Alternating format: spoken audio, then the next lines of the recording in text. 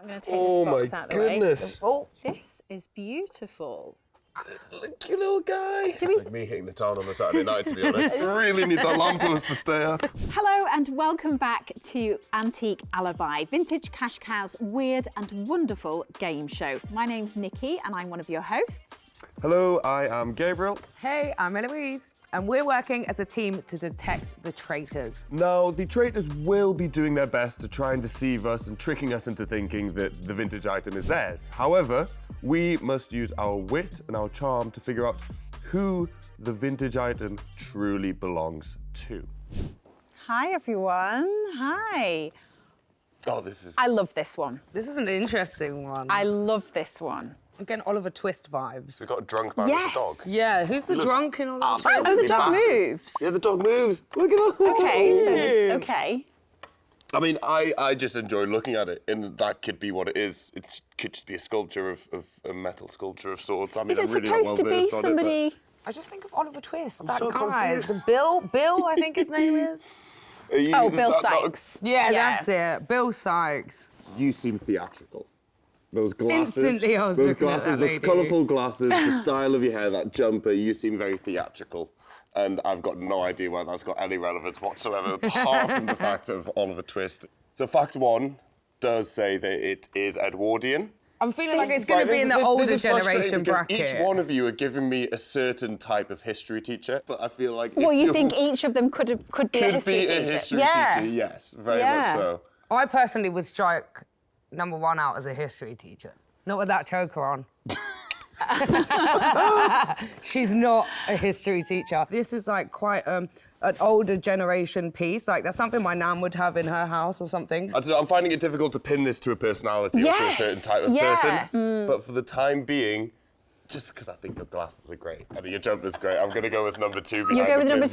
That's my thoughts. That's my thoughts. I think she's We're got going great straight taste. in. Look at his watch. Like, that's an antique in Oh. itself. You know what? I'm going to go for number three. I'm going to mix it up a little bit. That is a piece and a half. What can I see all the way around? Is that a compass? Oh, it is. It's just a watch. I thought it was going to pop out something really fast. That's an interesting. That changes the game. Is it? Okay. Number well, three Well, for yeah. me, So for you're going to stick with sure. number three. I Yep. am going to go. I'm going to go out on a bit of a wild card here, and I'm going to go with number one. Ooh. Interesting. Yeah, and I can't really give you an exact reason why. I'm just relating this item to number one for some reason. Okay, so Gabe, you were saying number two. I'm going to go for number three now. Three. Okay, we're changing. Number three. Three. Eloise, Three, definitely. Okay, I'm going with number one. Lucky number three. So based number on three? that, we'll go with the majority. Number three, contestant number three, can you please come and stand behind the plinth? Come join your... I don't really know what to call it, to No. be honest. I'm really Drunk confused. man leaning up on a does it? lamppost. Now I'm definitely Done thinking very number delicately. three. Welcome back to round two. Now, the contestants are going to have the opportunity to make a statement about the item now. And based on those statements, we will then try and figure out who we think owns the antique item. So we're going to start with contestant number one. So when you're ready. So this is my brass figure. I found it on a train in January and nobody claimed it, so I kept it. Interesting. Okay. Forget that. So many How do you questions. leave something like this on a train? What is it with people and forgetting things that seem... That's quite something to find an item like this on a train. You know, if you're taking that on a train, you're transporting you're that taking it for somewhere a with reason. purpose. Yeah, like, you don't yeah. just have it in your bag and forget about it. Okay. Let's move on to contestant number two. This is my brass figure. I found it recently with a secret note attached for my parents that they never got to read. Oh. Get drunk with the dog and be jolly for the rest of it. I don't know, that's... You were convincing me until you had to start looking down at your statement. Again, it strikes me as the sort of item that would be passed down from an older generation. Or at least Yeah. owned by the parent. Not necessarily passed down, but it was owned by and they might have some previously owned, sentimental yeah. value to the person, so they've decided to keep a hold of it rather Yes. Okay, let's move on to contestant number three, which is the gentleman stood behind the plinth. This is my brass figurine, and I bought it 17 years ago from a vintage shop on the Isle of Man. Now the Isle of Man, I have family connections on the Isle of Man, so I love the fact that it's come from there. Interesting. Seems very Isle of Man. A lot of things on the Isle of Man are I'm getting Yeah, like the man weird, at weird, his weird door. and wonderful, yeah. Okay, and then finally, contestant number 4, please. This is my brass figure. Somebody was selling it to me next to my cake stall. Just selling it on the street?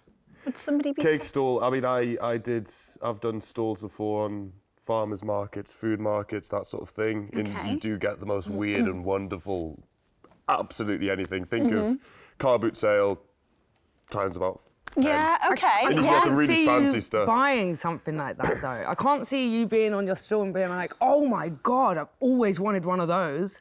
Just don't see it. But I think sometimes when it's an antique or something, you know, if you're at a car boot sale or wherever, you're not necessarily going to look for something particular, Yeah, but something yeah. just catches your eye and you think, I want that, I want to have that in my home. You never know, there could, I'm have not been convinced. there could have been a swap involved as well. You probably gifted one of those cakes to get your price down. Maybe and she get- and swapped get that it just as a a little bit nice of a bun quirk. for it, yeah? Okay, so based on the information that we've received from our contestants, we're going to ask you again who you think the item belongs to. So, Gabe. No. I'm sticking with our good sir here. Eloise, who do you think? Number 3, who's already behind the plinth. Are you the drunken sailor? I'm convinced it's you. And again, like I said, when I spotted that watch, he's already into his antique, so... I'm actually going to switch to contestant number 2 because I really do think this is the sort of item that would have belonged to parents and then was inherited. So I am going to go with contestant number 2. So we've got number 3, Yeah. number 3, Definitely. number 2. So contestant number 3, you can stay where you are because you are the majority at this time. Welcome back to round 3, where we get to now question our contestants about their item and see if we can find out who the item belongs to. So, what sort of questions are we thinking to start with? How long were you on this train for? This train journey is puzzling. So it was the train from Liverpool to London, so it takes roughly 2 hours and 20 minutes. And whereabouts within the journey were you when you discovered this item? Boarding at Liverpool. So the train arrived late, cleaning crews didn't have a chance to go through, so I work in the railway, hopped on quite early. It was in the window seat. How do you miss that? Like, if you're a cleaning crew and you come through, like, obviously Liverpool Lime Street, you arrive in, it's a quick, you pull in and you pull back out again, so... But she said they pulled in late, so they couldn't. They couldn't clean clean They it. couldn't, Right. but you don't clean it, but you do walk through, right? Like, the conductor, someone walks through. Yeah, at it's least a busy before it train gets- though. I don't know. They might not always have. But look at it. I know, but maybe it was in a Look at bag. the It might have been size in a of bag or it not completely just sat on its own. Yeah. It could have been. I'm not majorly convinced, but I had to know. Contestant number 2, I wonder if you can tell me from what sort of era this item comes from. No idea. Okay. I'm sticking to my guns that this is something that's been inherited from parents or relatives. And do you actually have this item in your house now? Yes, You keep it. Whereabouts do you keep it in your home? on the fireplace. On the fireplace. Okay. Also going to ask, what did the note say? It's a note from the people who owned it originally, who gave it to my parents Okay. as a gift.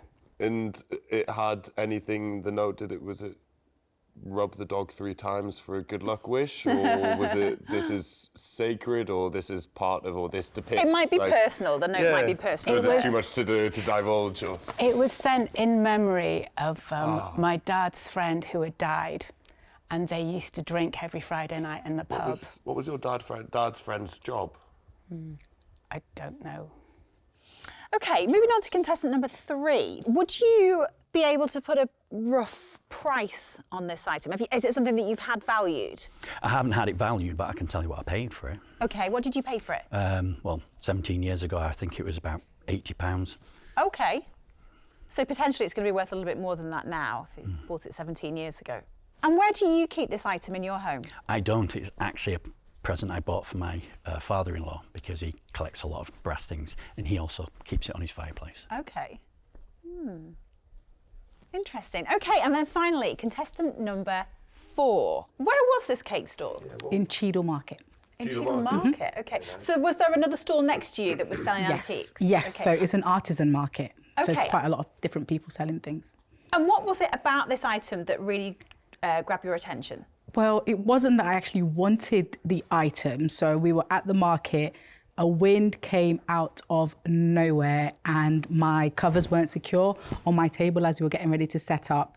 And the person next to me was selling these. It was actually at the bottom of their pile as they were getting things out. And they said, oh, use this as basically just to stop my, my covers from flying off. So that's how I ended up getting it. So you didn't buy it? Well, I did buy it. I was so grateful that they'd done that. In the end, we did do what you said, we swapped. So I gave them some cakes and they let me keep it. That's the thing. That was a very convincing That's answer. a really believable answer. That was a very believable. She did not A little hesitate bit more at all. convincing than yours. Yeah, yeah.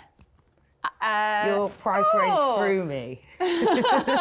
You know, there's something about it as well that just suggests quite thrifty. He's got this green stain at the front there that it's not been polished. It's not been the best looked after. I mean, I'm not an expert on brass. Well, I don't know about you, but I am baffled. How much do you think it's worth? Lots of cakes worth. How many cakes did you give them then? How I much gave them money a worth? selection box, so they had lots and lots Which of things in there. cost? Maybe about £35 worth of stuff. Okay, in that case, I think I'm going to go for number 4.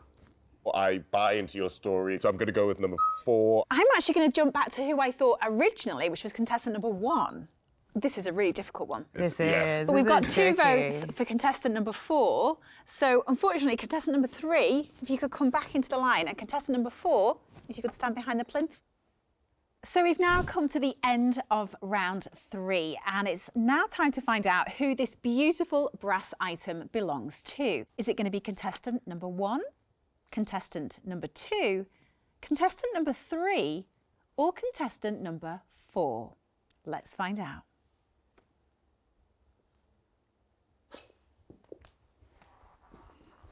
Oh, don't you dare. No. Ah! Oh, yes! No way! Why? I did think her originally. Gosh. I've been Wow. absolutely bamboozled. Now I'm intrigued. What did the note say? I've got the note. Oh my God! This is actually a true story. Oh, wow. I'm so sorry for ruling you out. It was far too far-fetched. Oh, No, wow. I'm as shocked as you are. I only found it when I was coming for this. No I way! had no idea. So just tell us a little bit about this then. So my parents lived in a tiny village in Northumberland, and they had some very dear friends called Jean and Arthur. And on Friday night, all the boys used to go out for a night out in the pub. And when Arthur used to collect vintage brass ornaments. And when he passed away, his wife gave this to my dad in memory of Arthur and their boys' Friday nights out. I love that.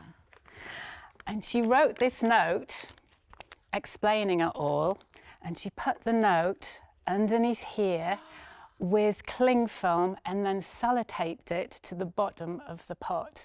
Gave it to my parents. My parents never noticed it. I then took it because I knew it was special to them, put it on my fireplace, and it's been there since 2010. And I never spotted it because I'm a very bad cleaner. But last week when they were saying, look around your house and find something vintage to bring to this programme, I thought, maybe I could take that. I wonder if it's got a marking underneath. Turned it over and just went, whoa! What on earth? And found this gorgeous letter. I also, when I found the note, it was from Jean. I then went through all my parents' old phone numbers in the book, and I found someone who was still in contact with Jean, who's still alive up in Northumberland. How lovely. Got her phone number, and I phoned Jean last week and told her this story. Oh, and she was that's so wonderful. That's excited. so sweet. Really So, lovely. yes. It's absolutely incredible the connections that She one was item amazed, and yes. the anecdotes Yeah. behind that item can have, and Yeah. that's beautiful. Well, we were Brilliant. completely off the mark when it came to guessing that. So I have just Yeah. got to go back to our other contestants. I have to say, I was convinced with contestant number 1, and I know that both of you were convinced with contestant number 3 at many points, and number 4 actually as well. Both of you. So I do you really have thought you- connections to the Isle of Man? I lived there for 18 years. Okay. I came back when my daughter was born 17 years ago. Okay. And do you bake cakes? I do. You do? And you take train journeys, obviously. I work in the railway, You so work- very okay. regularly. Do you come across a lot of items that are left behind on trains? All the time, we find false teeth. We find Not as once we fun as found that. someone's Bugs. prosthetic leg. I think the biggest item that ever got left behind was a surfboard, and they do all go into lost property. Yeah. Can you take them home after 3 months? We actually sometimes they end up getting auctioned off. So if no one comes forward after a year, sometimes they go into auction, but sometimes they just sit there gathering Link us up, dust. because that sounds like a great event to attend. Yeah. We'd definitely love to be there. I can't believe I feel so bad now. I'm like, you're struck being out. tricked. Yeah. Oh my God. Oh, Now the history behind it, I'm good. like, I'm so sorry. Yeah, that's a lovely story. Thank you so much for bringing it in today. Thank you. And that brings us to the end of this episode of Antique Alibi, the vintage cash cow weird and wonderful game show. And if you like what you saw, don't forget to subscribe to our YouTube channel, and don't forget to like and comment as well. Join us next time when we discover some fantastic vintage items and who they belong to.